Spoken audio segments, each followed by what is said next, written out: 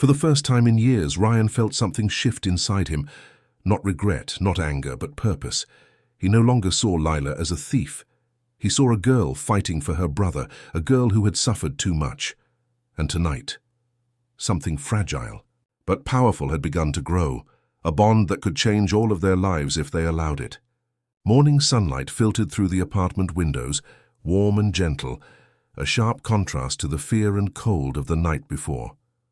Lila woke before Oliver, watching him sleep peacefully for the first time in days.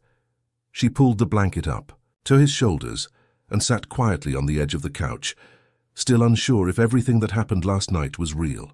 Her mind kept replaying the moment Ryan stepped into the warehouse, the way he stood up for her, and how he looked at her not with hate but with concern. It felt strange, almost impossible, that someone she wronged would choose to protect her. A soft knock came at the door, and Lila tensed until she heard Ryan's voice. When she opened it, he stood there holding a small bag of groceries and a shy smile. "Good morning.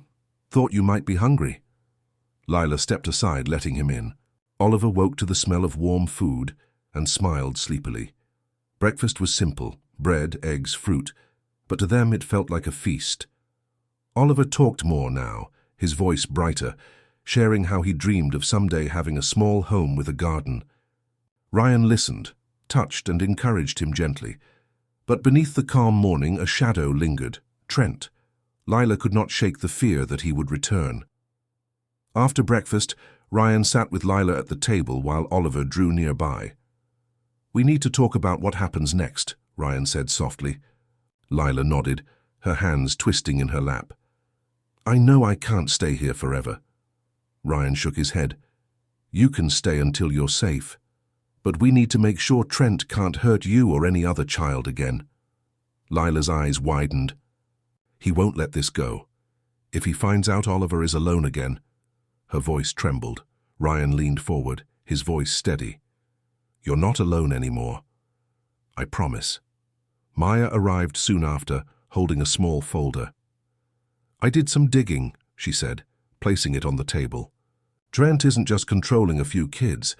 He's part of a hidden network that uses vulnerable teens to steal, deliver packages, and run errands that keep bigger criminals protected. If we report him the usual way, he'll get warned and disappear before the police reach him." Lila listened with wide eyes. "Then how do we stop him?" Maya sighed. "We need proof, clear proof. A recording, a witness willing to speak, something that connects him to those above him." Oliver looked frightened, and Lila immediately held him. "No," she whispered, "we won't be part of anything dangerous. We just need to stay quiet and away from him." But Ryan understood something. Running would only delay the danger. Trent would keep hurting more children, and one day he would find them again. "Sometimes," Ryan said slowly, "the only way to end fear is to face it." Lila looked at Ryan, torn between survival instinct and the hope he gave her. Maya added, "You won't do it alone. We'll protect you." For an hour, they discussed a safe plan, but before they could finish, Maya's phone buzzed. Her face changed as she read the message. "Trent's men were seen asking about Lila near the bakery this morning. They're looking for her." Fear gripped Lila instantly, her breath uneven. Oliver crawled closer to her, hugging her arm. Ryan stood. "Pack your things. We're leaving now." They moved fast, but just as Ryan opened the door, he froze. A piece of paper lay on the floor. Someone had slid it under the door. It was a torn page with a message written in black marker. "You can hide for now." "But I always collect what's mine." Lila covered her mouth, trying to hold back a sob. Ryan crumpled the paper, anger rising. They hurried to the car and left the apartment behind. Maya drove while Ryan kept watch from the passenger seat. Lila and Oliver sat in the back. Oliver leaned against his sister, frightened again. Ryan called a trusted friend in law enforcement, someone who owed him a favor. They agreed to meet in a quiet, safe house outside the city. When they arrived, the officer, Detective Harris, listened carefully. Harris cared about justice, not power, and when he heard everything, he agreed to help. But, Harris said, "We need someone who can get close enough to Trent to get evidence. Without it, the case dies before it starts." Silence fell. Lila stared at the floor. Oliver held her tightly. Ryan felt a painful twist inside. He didn't want to ask the impossible of her. Then Lila looked up slowly, her voice shaking but determined. I know how to get close to him. He trusts no one, but he listens if he thinks there's money. Ryan immediately shook his head. No, absolutely not. You're not going near him again. Lila's eyes filled, but there was a new strength in them. If we keep running, Ollie will never be safe. And all the other kids, they will keep suffering. Maya tried to reason. There must be another way.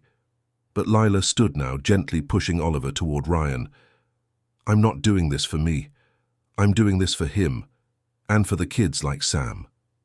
Her hands trembled badly, yet she stood tall. Ryan felt something heavy in his chest as Oliver clung to him. Please don't leave, Oliver begged. Lila knelt and hugged him tightly. I won't let anything happen to you, I promise. She whispered something in his ear that made Oliver cry harder. I love you, Ollie. You're my brave little brother. Ryan watched with pain and admiration. He knew this wasn't fair. Someone so young shouldn't have to be this strong. But this was the world she had survived, and she was choosing to stop it from hurting others. Lila turned to Ryan, wiping tears away. Will you look after Oliver if something happens to me? Ryan swallowed hard. Nothing will happen to you, I won't let it. Lila gave him a small, sad smile. You can't protect me from everything. But having you and Maya behind me gives me a chance. In that moment, Ryan realized he had changed. He no longer saw her as someone who needed saving. He saw her as someone incredibly brave, someone who would risk herself to protect others. He nodded slowly. We'll do this together, but on one condition. You never face him alone. Lila agreed.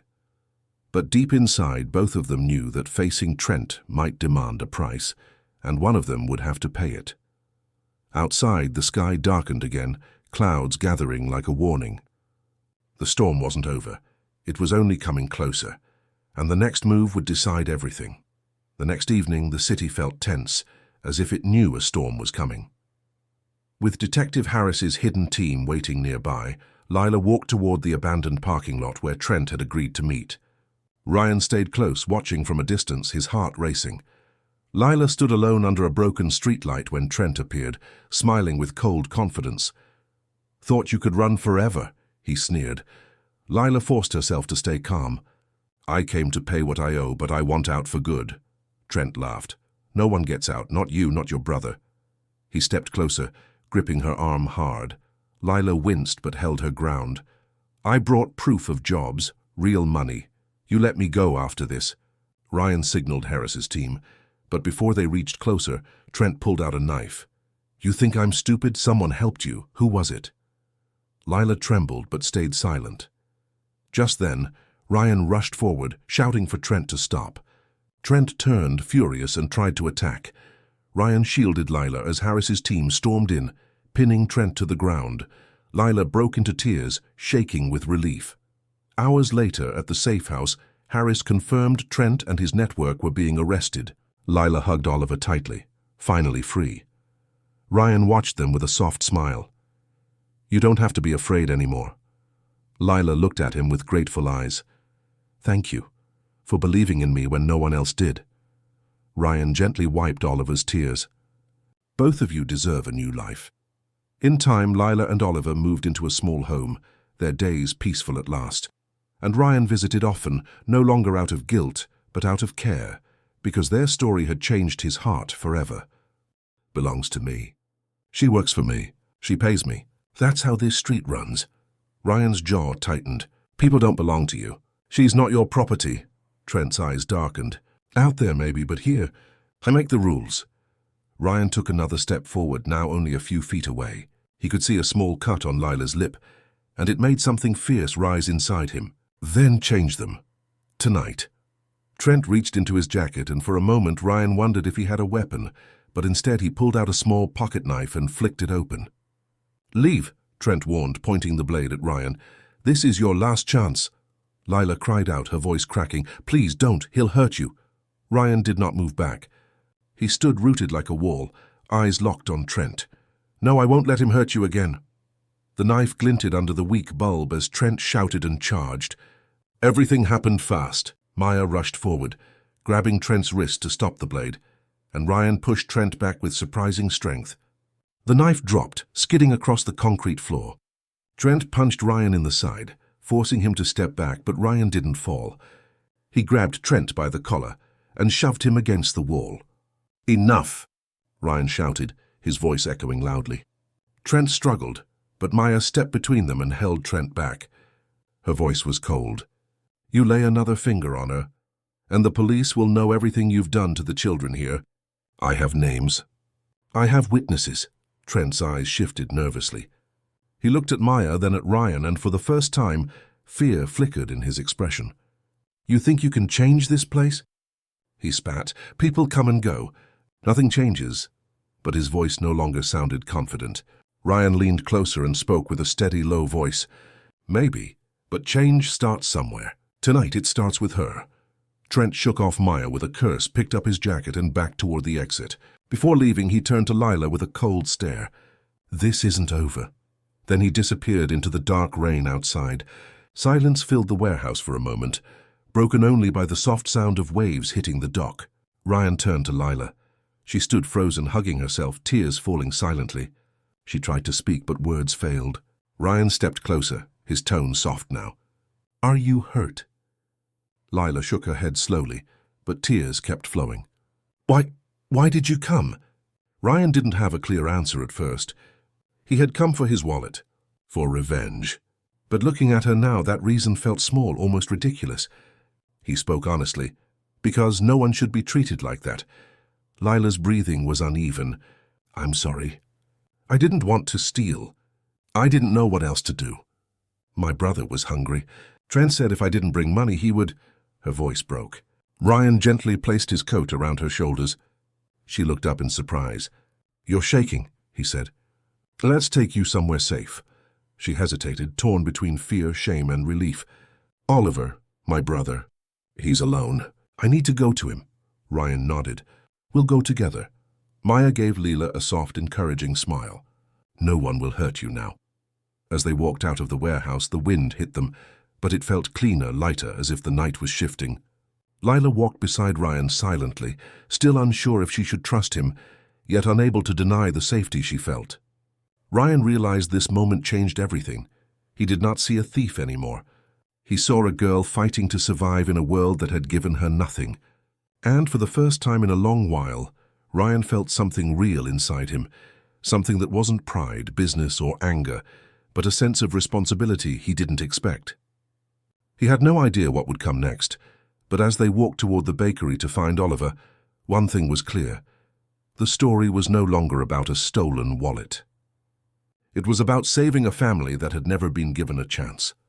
And the choices he would make next would shape all of their futures. The walk back to the bakery was quiet, the night wind brushing against their faces, carrying the smell of rain and the distant sea. Lila held Ryan's coat tightly around her, still trembling not from cold now, but from the weight of everything that had happened. Maya walked a few steps behind, keeping an eye on their surroundings. Streetlights flickered as they passed, and every shadow made Lila flinch. Ryan noticed and slowed his pace to walk closer beside her. He wanted to speak, but did not know how to begin without breaking her fragile state. When they reached the old bakery building, the dim hallway light showed Oliver sitting on the floor near the door, hugging his knees. His head shot up when he heard footsteps, and as soon as he saw Lila, he ran into her arms. She knelt and hugged him tightly, crying softly as she whispered, "I'm here, Ollie, I'm here." Oliver clutched her as if afraid she would disappear again. Ryan watched the reunion, and something inside him softened in a way he had not expected. He had seen families from a distance, at business events, in restaurants, on holidays, but he had never witnessed a bond built on survival, not comfort. Oliver finally noticed Ryan and Maya and stepped back slightly, unsure. Lila wiped her tears and whispered to her brother, "They helped me." Oliver nodded slowly, and after a moment he whispered, "Thank you." The small words touched Ryan more than he imagined. Maya gently suggested they should not stay there for the night, because Trent might return or send someone to watch them. Lila bit her lip, worried. But where can we go? We have nowhere. Ryan had already been thinking about that. He offered carefully. I know a place where you'll be safe just for a night. No one will find you there. Lila looked at him with uncertainty. Trust was not easy for her, especially after everything. Why would you help us? She asked, her voice small. Ryan took a breath, choosing honesty. Because no one helped you when they should have. Maybe it's my turn to do something right. The word surprised even him. For a long moment, Lila said nothing. Then she nodded softly. They gathered the few belongings Lila and Oliver had. A worn blanket, a small bag of clothes, and a notebook filled with Oliver's sketches. Ryan noticed the drawings and smiled gently. You draw? Oliver shrugged shyly. Only when I'm bored. The drawings were simple but full of life, scenes of streets, boats, and small moments he must have remembered. Life through his eyes looked lonely but imaginative. As they walked to Ryan's car, Lila hesitated again, stunned by the luxury of the vehicle. She whispered to Oliver, Don't touch anything. But Ryan smiled. It's just a car. You're safe.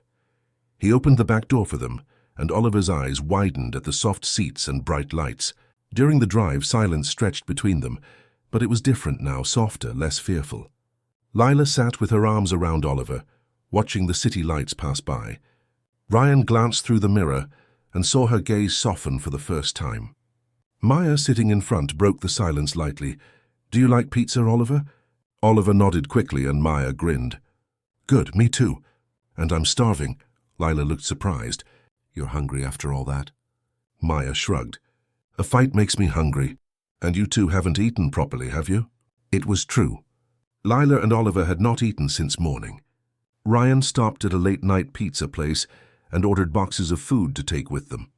Lila tried to protest quietly about the cost, but Ryan shook his head kindly. Let us do this.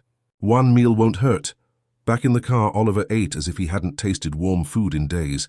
Lila tried to eat slowly, embarrassed, but she couldn't hide how hungry she was. Seeing them eat brought a strange warmth to Ryan's heart, something he wasn't familiar with. Soon they arrived at a safe apartment Ryan owned across town. It wasn't large, but it was modern, clean, and comfortable. He used it sometimes when he needed quiet away from his main penthouse. Lila stepped inside carefully, almost afraid to walk on the carpet. Oliver looked around with wide eyes, touching the soft couch as if checking if it was real. You can stay here tonight, Ryan said. No one knows about this place except a few trusted people. Lila's eyes filled again, but this time not from fear. I don't know how to thank you, she whispered. I took something from you, and you're helping us. Ryan looked at her, and his voice softened more than he intended. Sometimes people make mistakes because life gives them no other choice. I see that now. Lila lowered her eyes, guilt and relief washing over her. Ryan reached into his jacket and pulled out something small, the old photo from his wallet. It had been returned to him through the pawn shop owner hours earlier, but he had not told her yet. He held it out to her gently. This was in my wallet. It meant a lot to me. I'm glad it found its way back. Lila stared at it, shocked. I didn't sell it. I kept it safe. I swear I didn't want to lose it. Ryan nodded slowly. I know. That's why I want to believe you. For the first time, Lila smiled, a small, tired but real smile. It changed her whole face, making her look younger, softer, and full of the innocence life tried to steal from her. Oliver yawned and Ryan said, Get some rest. Both of you. We'll talk tomorrow. Maya added, I'll stay nearby in case anything happens. Before Ryan left, Oliver whispered, Will you come back in the morning? Ryan paused, then smiled gently. Yes, I will. As Ryan and Maya stepped out into the hallway, Maya looked at him with raised eyebrows. This is more than getting your wallet back, isn't it? Ryan exhaled slowly. Yes, much more. Maya nodded knowingly. Careful, Ryan. Caring changes people. Ryan looked back at the door where the siblings were settling inside. Maybe that's what I need. He had promised to make her pay, but making her pay and learning the truth were different paths. He could use his wealth to crush her, or to uncover what had pushed her hands to his pocket. He chose both. Ryan arranged a meeting with the grocery clerk and the pawn shop owner, asking gentle questions that hid his intent. From them he learned the docks had a shelter where lost people slept, a place with rules and a quiet manager. No one went there without knowing someone. Omar's call said Lila was not a stranger to hardship. She had a record of small crimes and a history of living on the edge. Ryan hired a private investigator named Maya, a woman who knew the city's corners and its secrets, and who had a soft way of asking hard questions. Maya did not ask why Ryan cared. She only said she would find Lila and tell the truth. The moment she left, Ryan felt both lighter and more trapped. He had started a machine now that could not stop on its own. As the search widened, small things kept coming together. The locket, the scratch, the grocery, the older man at the docks. Each detail was a small light in a fog. Ryan watched the rain begin again outside his window and felt the city breathe. He had thought the theft was an insult he could pay back, but the pieces started to show a life that was not only about choices, but about pressure and need. He wondered what he would do if he found Lila face to face. Would he take the wallet and walk away? Would he demand an apology? Or would the sight of her tired eyes change him in a way he had not expected? The decision was still far, but one thing had become clear. This was no simple theft, and the city had more stories hidden in its alleys than Ryan had ever imagined. The hunt had become more than a desire for what was lost. It was a pull toward a truth that might make him act differently. Tonight the search would move into the streets, and the next wave of questions would begin to break. Would the truth bring relief or a danger Ryan could not pay away? The next morning arrived with a dull grey sky, the kind that made the city look tired. Ryan sat near the window of his penthouse, staring at the streets below while holding a cup of untouched coffee. He had not slept more than a few hours, and even those hours were filled with thoughts of the girl named Lila. His mind was pulled into a strange mix of anger, curiosity, and something he could not name. By noon, the private investigator, Maya, sent him a message saying she had found someone who claimed to know Lila. Ryan left his penthouse and drove himself, a rare sight since he usually had a driver, but he wanted control today. The place they were meeting was far from the polished center of the city. The buildings here were older, windows broken, paint peeling, and people walked with heavy shoulders. Ryan parked his expensive car in a corner, where it looked out of place among dusty vans and rusted bikes. Maya stood waiting near a small bench, wearing a black jacket and holding a notebook. Beside her was a boy who looked around 16, thin and nervous. His hands shook as he kept his eyes on the ground. "This is Sam," Maya said quietly. "He stays near the docks." He knew Lila. Ryan tried to soften his voice as he spoke to the boy, asking simple questions. Sam said Lila had been living in a small room above an old bakery for the past 2 months. Before that, she stayed in different shelters, sometimes on the street. She had a younger brother, Oliver, only 10 years old, and they were on their own. Sam said Lila worked small jobs when she could, but sometimes she had no choice except to do things she did not want to do. The older man seen at the grocery was named Trent. People feared him. He controlled some of the street kids, forcing them to steal or find money for him, and if they failed, he hurt them. When Sam mentioned this, his voice dropped to a whisper and his eyes filled with fear. The idea hit Ryan like a sudden blow. If Trent forced Lila to steal, then everything was more complicated than he thought. Maya suggested they go to the bakery building, but warned they needed to be careful. When they reached the old bakery, the door downstairs was locked. The smell of stale bread and dust hung in the air. Ryan climbed the narrow staircase quietly, each step creaking under his shoes. They stopped at a small wooden door. Maya knocked. No one answered at first. Then came a soft, shaky voice. "Who is it?" Maya replied gently, "A friend." "We're here to talk." The door opened only a little and a small boy peeked out. His dark hair was messy and his eyes were wide with fear. Ryan noticed he held a broken pencil like a weapon. Maya crouched, smiled, and said they were not here to harm him. After a long moment, the boy slowly opened the door. The room inside was very small. 2 old mattresses lay on the floor. A cracked window let in cold air and a single bag held their clothes. Lila was not there. The boy, Oliver, said she had gone out early to look for work so they could eat that night. He said she had been crying the night before, afraid someone would come for her because she used a stolen card. Ryan felt a strange heaviness press inside his chest. He had wanted to catch her, to make her feel fear, but now hearing she was already scared made his anger soften. Oliver looked at Ryan with big eyes and asked quietly, "Are you the man she stole from?" Ryan froze for a second, then nodded. The boy swallowed and said, She didn't want to. She said sorry many times. She said she had no choice. Those words stayed in the air. Ryan did not know what to say. He had imagined Lila laughing at him, carefree, running with pride, but now he saw a different picture, a girl crying, worried about feeding her brother. Ryan asked Oliver if he knew where Lila went. Oliver hesitated, then said she might be near the docks where Trent made people work for him. The docks were a dangerous place, especially for someone like Lila.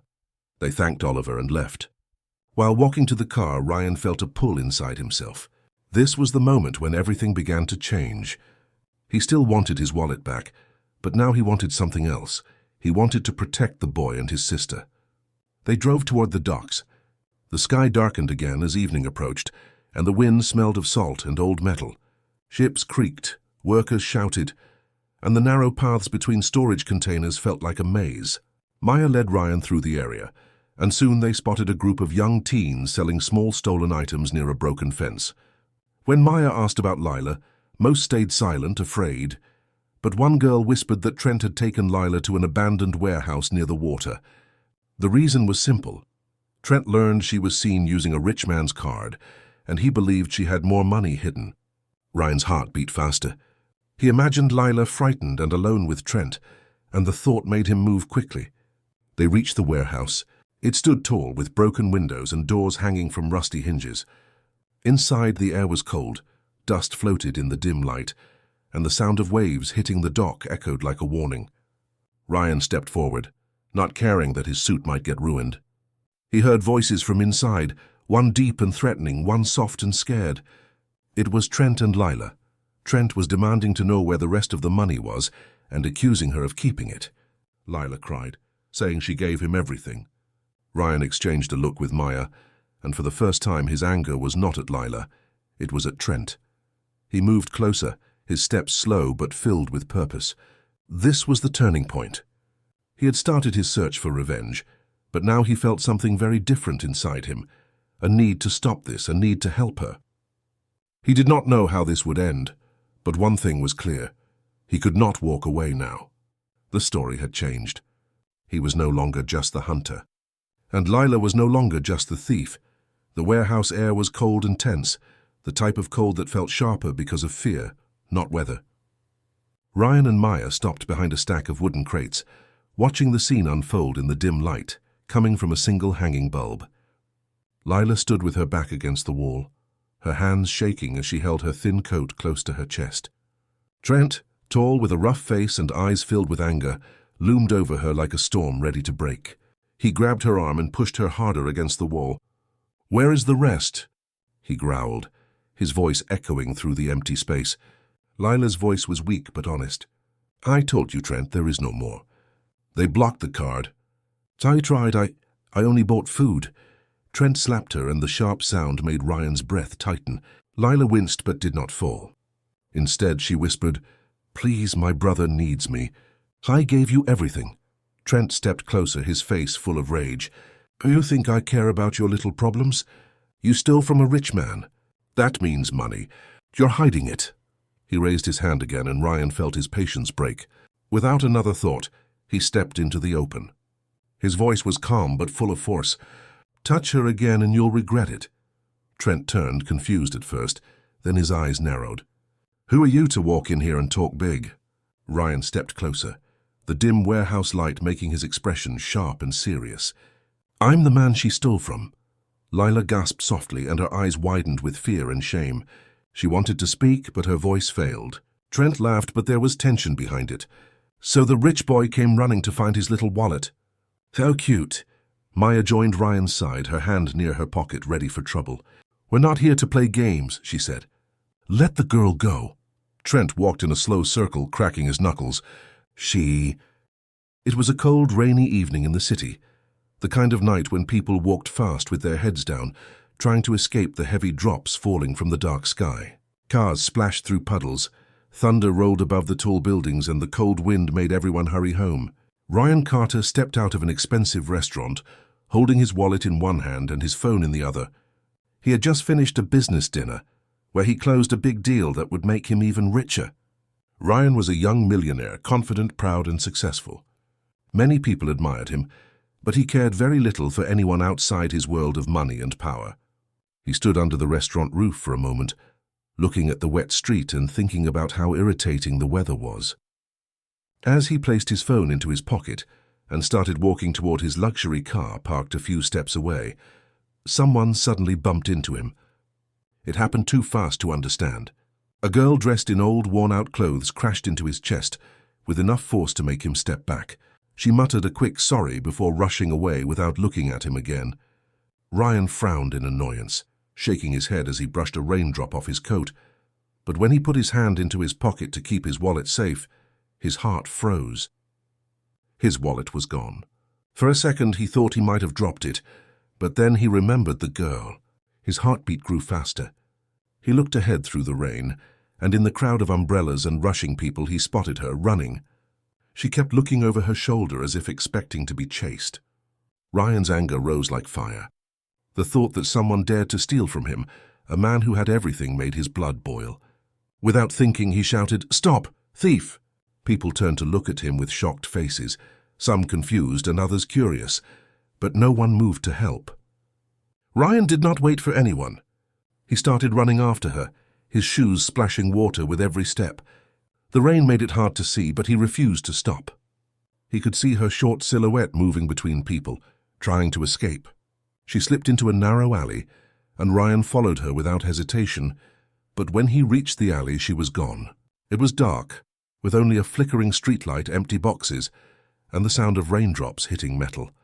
Ryan stood there, breathing hard, feeling a mix of shock and rage. How dared she? He walked farther into the alley, hoping to find her hiding behind a dumpster or a door, but there was no sign of her. She had vanished as if the rain had washed her away. Ryan's jaw tightened. He was not used to losing. He was a man who controlled everything, who always won, who never allowed anyone to play games with him. And now a girl in cheap clothes had robbed him right in the open street. His wallet did not only have money, it contained important cards, documents, and something even more personal, an old photo inside, the only thing that had emotional value to him. The idea of a stranger touching it made him angrier. He walked back to his car, every step filled with frustration. His expensive coat soaked, his hair messy, his mind burning with one thought: he would find that girl. Not only to get his wallet back, but to make her pay for the insult.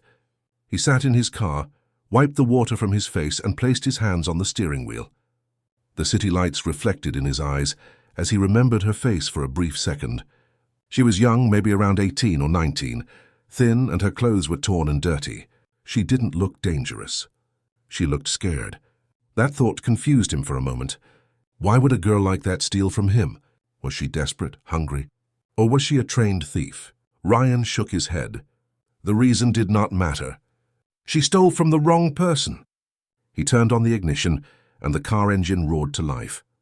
He drove slowly at first, watching the sidewalks, looking for any sign of her, but she had disappeared into the city like a shadow. On his way home, the moment kept replaying in his mind, and instead of fading, it grew stronger. The rain hit his windshield harder, and Ryan gripped the steering wheel with anger. He was a man who believed in control, and losing something, even for a moment, felt like failure. As he reached his penthouse apartment on the top floor of a luxury building, he wiped his shoes, walked through the silent marble hall, and entered his living room with floor-to-ceiling windows that showed the glowing city view. Normally, this sight calmed him, but not tonight. He placed his coat on the table, took a deep breath, and looked at his reflection in the glass. His own eyes looked back with a fire he recognized. Determination. Something inside him had shifted. This was no longer about the wallet. It was about pride. He picked up his phone and called someone, speaking in a serious tone. He wanted information, access to street cameras, and help finding the girl. Because from the very moment she took his wallet, he made a decision. Ryan Carter would find her. He would discover who she was, and he would make sure she regretted ever crossing his path. Tonight was only the beginning. Ryan did not sleep that night. The city lights kept him awake as if they were small eyes watching him, reminding him of the girl who had taken his wallet. He replayed the scene again and again in his head, each time with more anger and a new question. Who was she, and why had she chosen him? Early in the morning, before the sky turned bright, he called his assistant and told him to get the security footage from the restaurant and the street. He wanted every camera that might have seen the girl. The assistant moved fast because he was used to Ryan's orders. By 9, a small black laptop sat on Ryan's polished table, and the first shots of video were ready. Ryan watched with a tight jaw. The video showed the crowded street, people with umbrellas, the flash of taxis, and then the girl. It was only a few seconds, but she stood out. Her coat was too thin for the cold, and her hair was pulled back in a quick knot. She moved with purpose, not the clumsy steps of someone who did not know the street. Ryan paused the video at the exact moment she bumped into him. On the paused image, her face was turned away. The lighting was bad, and a shadow from an umbrella made her look like any other passerby. Still, Ryan felt a pull, the same feeling a hunter had when a trail went quiet. He ordered a company to enhance the video. He also asked his legal team to freeze the cards and cancel everything that could be used from his wallet. He wanted no mistakes. The company called back in the afternoon with a better image. It was grainy, but now a small detail showed. A thin silver chain around her neck with a tiny locket.